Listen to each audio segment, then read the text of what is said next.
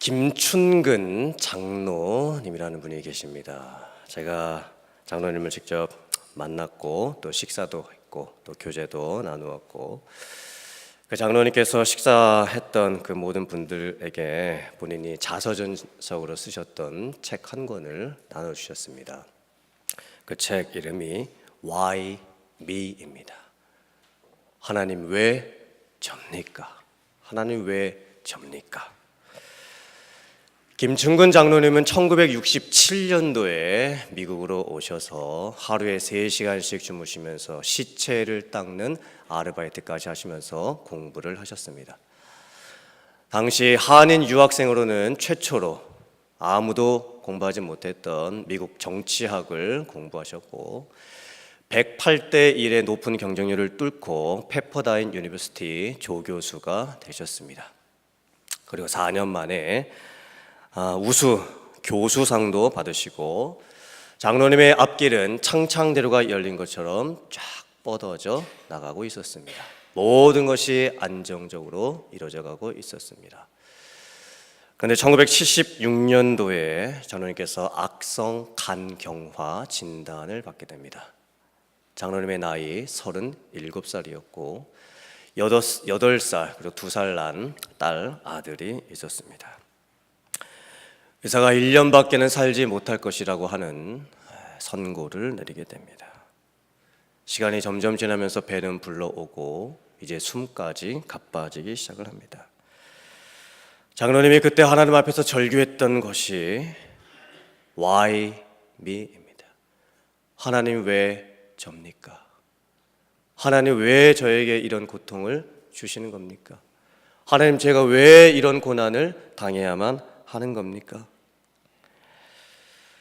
수술할 수도 없다라고 하는 의사의 절망적인 선고 앞에서 장로님과 또 그 아내께서는 LA에서 2시간 떨어져 있었던 빅베어의 마운틴에 올라가게 됩니다. 산 위에 올라갔을 때 아무런 힘도 없었습니다. 온몸은 아팠습니다. 배는 불렀고 숨쉬기조차 상황은 힘들었습니다. 아내를 먼저 산 밑으로 내려가게 해놓고 장로님께서 기도하기 위해 산 위에 머물렀습니다. 그때 하나님께서 말씀을 주셨습니다. 마음속에 시편 118편 5절의 말씀이었습니다. 내가 고통 중에 여호와께 부르짖었더니 여호와께서 응답하시고 나를 광활한 곳에 세우셨도다. 그리고 장로님께서 그 산에서 6일 동안 계시면서 기도를 하기 시작하셨습니다. 기도를 하던 중에 하나님께서 장로님의 모든 과거를 돌아보게 해주셨고, 자기가 지금까지 살아왔던 삶 속에서 내가 하나님을 사랑한다고 고백은 했지만 그 모든 것이 다 허상이었고 위선이었고 거짓이라는 것을 장로님께서 깨닫게 되십니다. 그리고 하나님 앞에서 회개하며 통곡하며 눈물 흘리며 기도를 하시게 됩니다. 하나님, 제가 죄인이었습니다. 이제 저 하나님께 돌아갑니다. 그런데 그때 하나님께서 장로님께 음성을 들려주셨습니다. 내가 너를 치료하겠다. 내가 너를 고쳐주겠다. 그리고 장로님께서 산 밑으로 내려오시고 나서 1년 동안 여러 가지 치료의 과정들을 겪으시고 장로님의 병이 낫게 됩니다.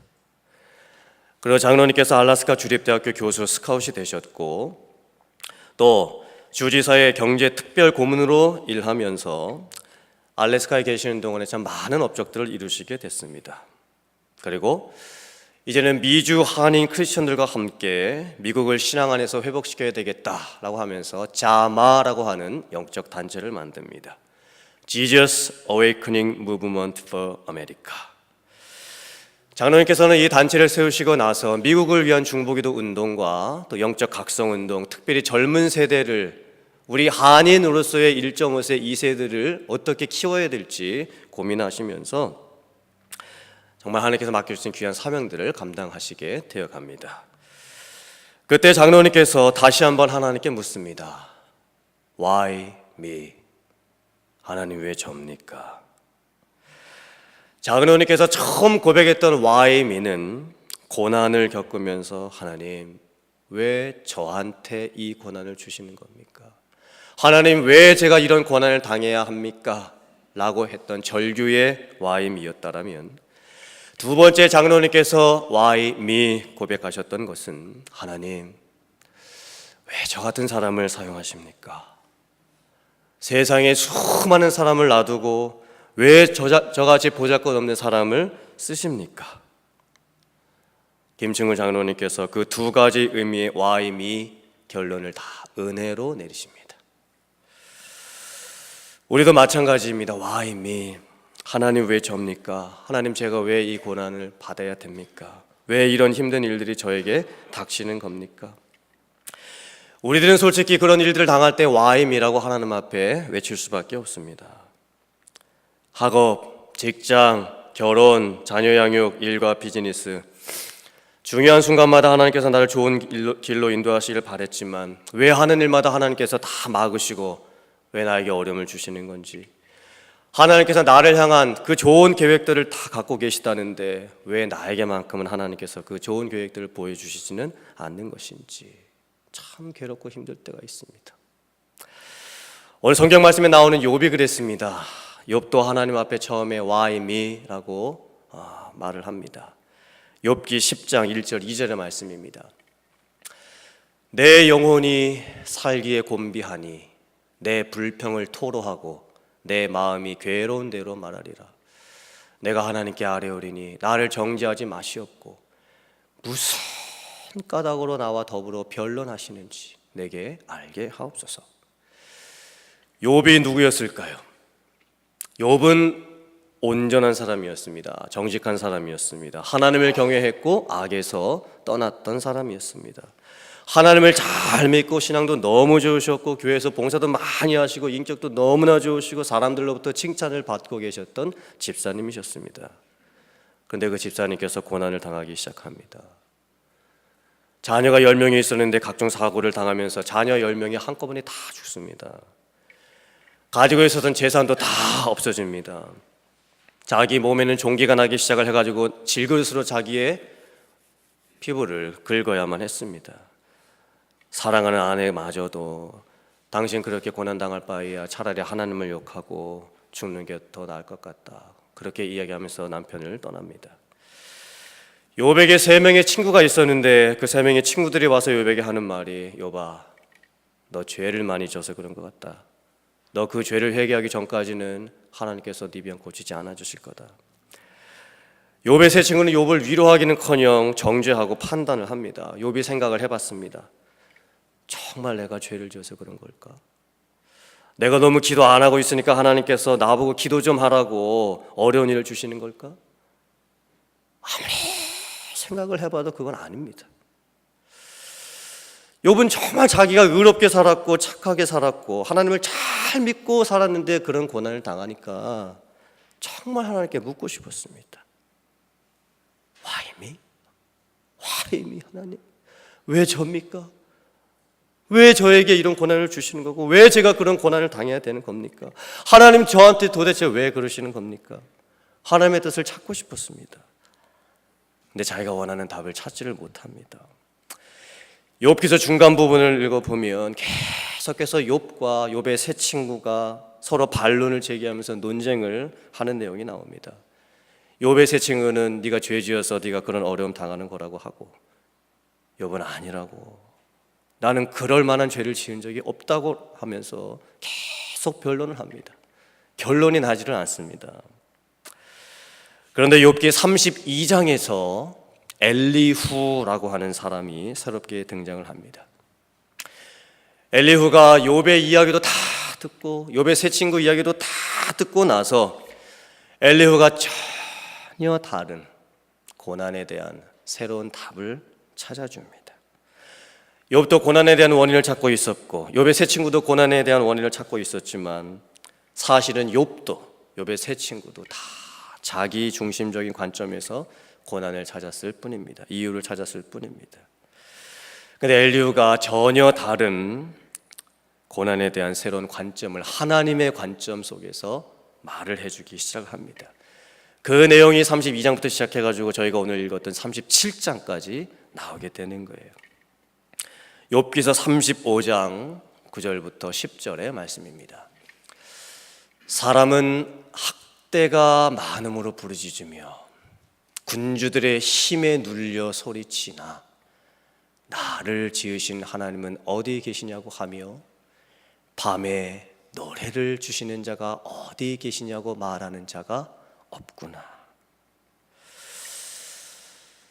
사람들이 고난을 당하고 어려운 일을 겪을 때에 대부분의 사람들이 하는 반응은 와이미입니다. 하나님, 왜 내가 이런 고난을 당해야 하는 겁니까? 와이미.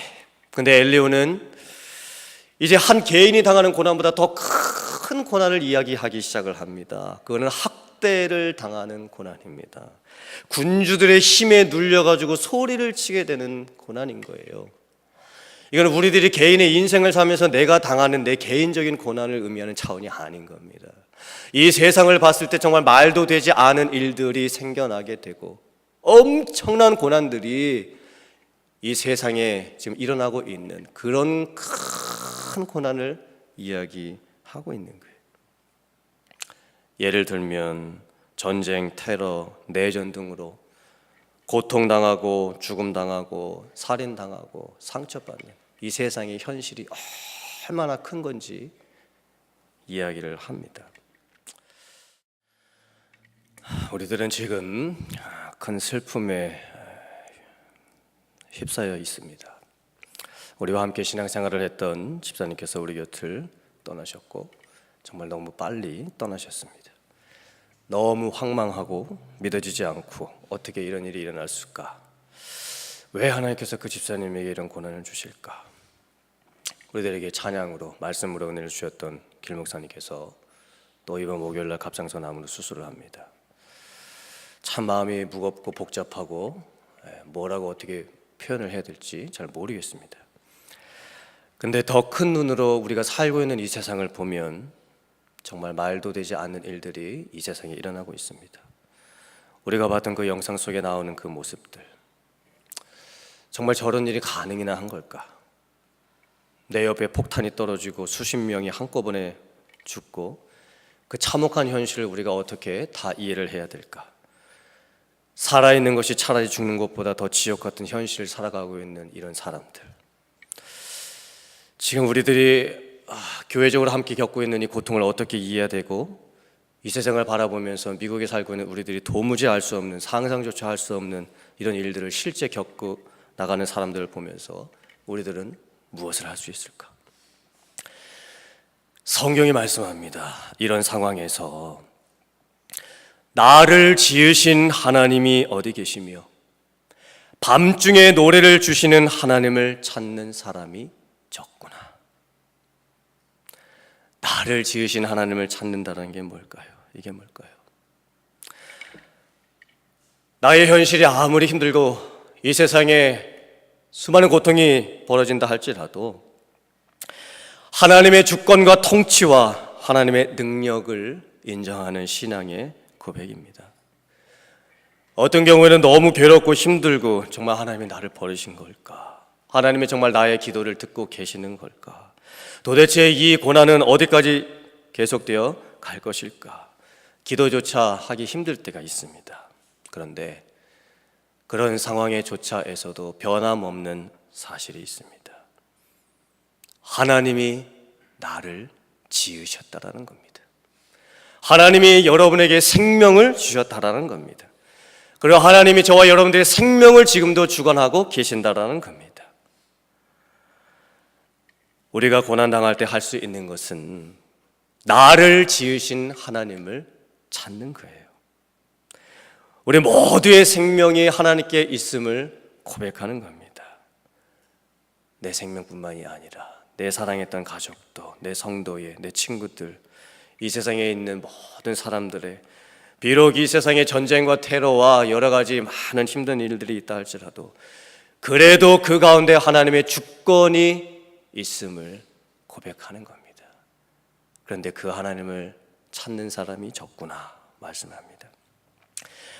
밤중에 노래 주시는 하나님을 찾아라. 밤이라는 것은 사람에게 닥친 고난의 때를 상징적으로 표현을 하는 거겠지요. 하나님께서 밤중에라도 노래를 할 수 있게 해주신다고 말씀합니다. 밤에 하는 노래가 뭘까요? 고난 가운데에서도 허락해 주시는 하나님의 위로입니다. 그 어떤 고난 가운데서도 하나님께서 밤일지라도 우리로 하여금 찬양할 수 있게 해주시는 하나님의 전능하심, 하나님의 크심입니다. 예레미야 29장 11절 말씀입니다. 여호와의 말씀이니라 너희를 향한 나의 생각을 내가 아나니 평안이요 재앙이 아니니라 너희에게 미래와 희망을 주는 것이니라. 나라는 망했습니다. 그리고 바벨론으로 포로로 끌려갔습니다. 70년 포로 생활이 시작되고 있습니다. 그런데 하나님께서 말씀하십니다. 하나님께서 하나님의 백성들에게 주시려고 했던 그 궁극적인 것은 재앙이 아니라 말씀합니다. 심판이 아니라 말씀합니다. 미래이고 평안이고 소망이라고 말씀하고 계시는 거예요. 왜 하나님께서 나에게 이런 고난을 주실까? 왜 하나님이 침묵하고 계실까? 이 고난에 대한 이유를 찾는 것은 참 어려운 문제입니다.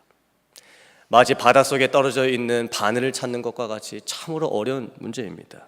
그런데 분명한 것이 있습니다. 하나님은 나의 아버지가 되시고 하나님은 나에게 너 이런 고난 좀 당해봐라. 너 정신 차리기 위해서 너 좀 고난 좀 당해봐야 되겠다. 그렇게 악한 의도로 우리에게 고난을 주시는 하나님이 아니시라는 거예요. 하나님은 나의 아버지이십니다. 하나님은 나에게 밤일지라도 노래할 수 있도록 은혜를 베푸시는 분이십니다. 위로를 주시는 분이십니다. 오늘 말씀을 보면 엘리후가 마지막으로 하나님의 입장을 대변하면서 고난에 대한 결론을 줍니다. 내가 믿고 있는 하나님이 얼마나 크신 하나님이신지, 내가 알지도 못하는 일들을 하나님께서 지금도 얼마나 큰 능력으로 행하고 계시는 분이신지, 전능하신 하나님이 얼마나 크셔서 내가 알지 못하는 얼마나 큰 일들을 행하고 계시는지 그거를 보라고 말씀을 하고 계시는 거예요. 사실 우리는 와임이 왜 하나님 접니까? 왜 하나님 제가 이런 고난을 당해야 되는 겁니까? 참 고난의 이유를 모를 때가 너무나 많습니다. 근데 역설적으로 우리가 하나님이 놀랍게 행하시는 일들도 하나님이 내가 알지 못하는 사이에 전능하신 하나님께서 행하시는 그 일들도 우리가 얼마나 많이 모르는지 모릅니다. 하나님께서 어떻게 하늘에 구름이 떠있게 해주시는지, 오늘에 어떻게 저 하늘에 물덩이가 구름이 되어서 떠있게 해주시는 건지, 어떻게 구름 속에서 번개가 치는지, 때가 되면 계절이 바뀌어 남풍이 불어와서 내가 입고 있었던 겨울옷을 벗게 되는지, 구름이 끼고 나서 비가 오고 난 뒤에 하늘이 맑게 개었을 때에 어떻게 저렇게 파란 하늘이 내 눈앞에 보일 수 있게 되는 것인지 우리는 알 수 없는 것들이 여전히 많습니다. 그런데 나는 알지 못하지만 그 가운데서 하나님께서, 전능자 하나님께서 놀라운 일을 행하고 계시다라는 거예요. 계속해서 이제 욥기서 38장, 39장, 40장, 41장, 42장에서 이제는 하나님께서 직접 욥에게 나타나십니다. 그리고 하나님께서 직접 답을 주십니다. 하나님께서 주시는 답도 똑같았습니다. 욥아, 눈을 들어봐라. 하늘을 한번 바라봐봐라. 내가 만든 이 천지 만물을 네 눈으로 한번 바라봐봐라. 하나님의 창조 질서의 그 오묘함들, 그 신비함들을 한번 바라봐라 말씀하시는 거예요. 욥아, 바다의 물들이 어떻게 모여가지고 소용다리를 치는지 네가 알고 있느냐? 겹겹이 쌓인 구름 속에서 천둥 소리와 우레 소리가 어떻게 나는지, 네 귀에 그게 어떻게 들리는지 너는 알고 있느냐? 묘성과 삼성이 어떻게 움직이며 별들이 어떻게 운행하고 있는지 너는 알고 있느냐? 네가 삼념소와 소와 타조가 어떻게 새끼를 낳아서 기르는지 알고 있느냐? 말의 갈기와 그 멋진 힘은 어디서 생기는 것인지 너는 알고 있느냐? 독수리가 어떻게 높이 떠오르게 되고 그 높은 곳에다가 보금자리를 만들고 새끼를 키우게 되는지, 그 지혜를 누가 주었느냐? 내가 준 것이 아니냐? 라고 하면서 하나님께서 욥이 차마 생각할 수도 없는 하나님께서 행하시는 이 온 우주 만물을 통치하고 계시는 그 하나님을 보여주시는 거예요. 그때 욥이 하나님을 만나요. 그때 욥이 하나님을 인격적으로 만납니다. 하나님께서 네가 아느냐라고 물어보셨을 때 욥이 대답할 수 있는 것은 아무것도 없었습니다. 그런데 욥이 그때 하나님을 만나는 거예요. 전능하신 하나님을 만나는 겁니다. 그리고 자기가 당하고 있었던 그 고난에 대한 이유를 다 찾게 되는 거예요. 오늘 본문 말씀 마지막 결론입니다. 욥기서 37장 23절 24절의 말씀입니다. 전능자를 우리가 찾을 수 없나니, 이것은 우리가 하나님을 찾을 수 없다는 뜻이 아니겠지요. 우리의 짧은 지혜로서는 하나님이 행하시는 그 큰 일들을 다 헤아릴 수 없다라는 말씀입니다. 그는 권능이 지극히 크사 정의나 무한한 공의를 굽히지 아니하심이니라. 우리가 때때로는 내게 일어나는 일들, 이 세상에 일어나는 일들을 보면서 하나님이 계시다면 도대체 어떤 일들이 이렇게 일어날 수 있을까? 하지만 하나님은 그 가운데에서도 사랑의 하나님으로서, 공의의 하나님으로서 하나님께서 모든 것을 다스리고 계시다라는 신앙의 고백입니다. 그러므로 사람들은 그를 경외하고 그는 스스로 지혜롭다 하는 모든 자를 무시하시느니라. 우리는 잘 모릅니다. 우리는 지혜가 없습니다. 때로는 내 지식과 지혜를 넘어서서 역사하고 계시는 그 전능하신 하나님, 그 크신 하나님을 잘 모를 때가 많습니다. 하나님, why me? 왜 접니까? 하나님, 도대체 이 고난에 무슨 뜻이 있는 겁니까? 그런 질문이 생길 때에 괜찮습니다. 그게 정상입니다. 그러나 그 질문에서 조금만 더 하나님께 나아가시길 바랍니다. 한 걸음만 더 하나님께 나아가시길 바랍니다. 비록 우리가 처음에는 why me? 하나님 왜 접니까? 왜 제가 이런 고난을 당해야 되는 겁니까? 그 질문에서 출발할 수밖에 없지만, 그러나 한 걸음 더, 또 한 걸음 더 작은 내 발걸음을 옮겨서 하나님을 찾아가면 우리는 하나님을 만날 수 있습니다. 진짜 크신 하나님, 정말 놀라우신 하나님. 나의 약함 속에서도 우리는 온 천지를 만드시고 통치하시고 그 오른팔에 그 만물을 붙들고 운행하시는 그 크신 하나님을 만날 수 있게 되는 줄 믿습니다. 우리가 인생을 살며 신앙의 여정을 걸어가면서 때때로 환난과 어려움을 겪게 되는데, 그 환난은 오히려 우리로 하여금 구원의 영광을 더 확실하게 붙잡게 되는 도구가 되는 겁니다. 그러므로 성도는 잠깐 당하는 환난을 보고 낙심하는 자가 아니라 더 멀리 보고 최종적인 끝을 보고 영원하신 하나님의 나라를 보고 오늘의 그 현실을 넉넉하게 감당하게 될 수 있는 그런 성도들이 되어야 될 줄 믿습니다. 사랑하는 성도님들, 비록 내 삶 가운데, 여러분들의 삶 가운데, 우리 주변에 why me? 이 질문이 있을 수 있겠지만 그 질문에만 머물지 마시고 이제는 why me? 하나님, 어찌하여 나 같은 자를 구원하시고, 어찌하여 나 같은 자에게 찾아와 주시고, 어찌하여 나 같은 자에게 은혜를 베풀어 주시고, 어찌하여 나 같은 자를 사용해 주십니까? 하나님을 찬양합니다. 나를 지으신 이가 하나님이시고 밤중에 노래하게 하시는 이가 하나님이십니다. 이런 귀한 신앙의 고백을 할 수 있는 여러분들 다 되실 수 있기를 주님의 이름으로 축원합니다. 아멘.